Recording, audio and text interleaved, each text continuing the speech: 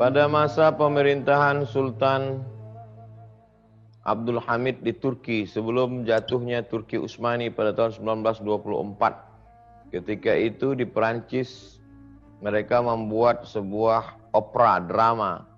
Di situ ditampilkanlah sosok yang lucu untuk mengolok, mengejek Nabi Muhammad SAW. Lalu drama itu mereka pertontonkan di Paris. Berita itu sampai kepada Sultan Abdul Hamid yang gagah dan perkasa dengan kekuatan bala tentaranya. Maka dia kirim pesan kepada penguasa Prancis supaya opera itu ditutup. Kalau tidak ditutup, maka tanggung sendiri apa yang akan terjadi. Maka saat itu juga opera itu ditutup. Itu terjadi hampir 100 tahun yang lalu. Artinya apa? Kita akan disegani orang kalau kita punya kekuatan. Dan sebelum kiamat, maka Eropa itu akan menjadi Islam. Begitu dalam hadis riwayat Imam Ahmad bin Hanbal. Ada satu yang belum, yaitu Rom. Kalau ada orang mengatakan bahwa Rom itu adalah negeri Syam, bukan. Karena negeri Syam hanyalah satu provinsi dari Rom, Roma. Ada yang mengatakan Rom itu adalah Konstantinopel, bukan. Karena Konstantinopel bukan Rom. Yang dimaksud dengan Rom itu adalah Eropa. Dan sebelum hari kiamat, Eropa itu akan berkumandang azan, akan berkumandang asma Allah.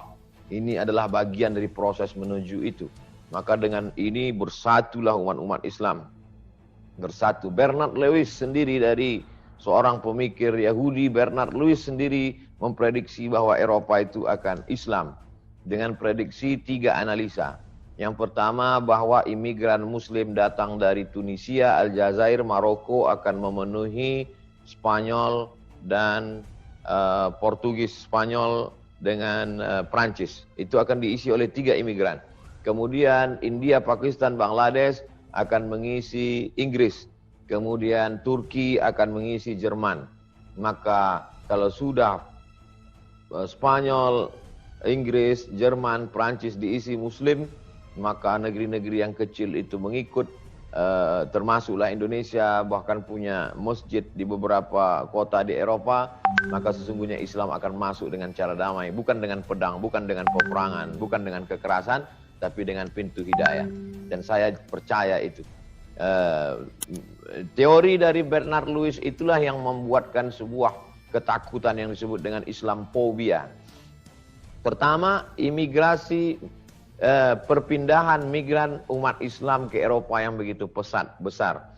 Belum ditambah lagi kasus-kasus di Timur Tengah, dari mulai konflik di Sudan, konflik di negeri Syam, Palestina, Suriah, membuat ledakan besar ke Eropa.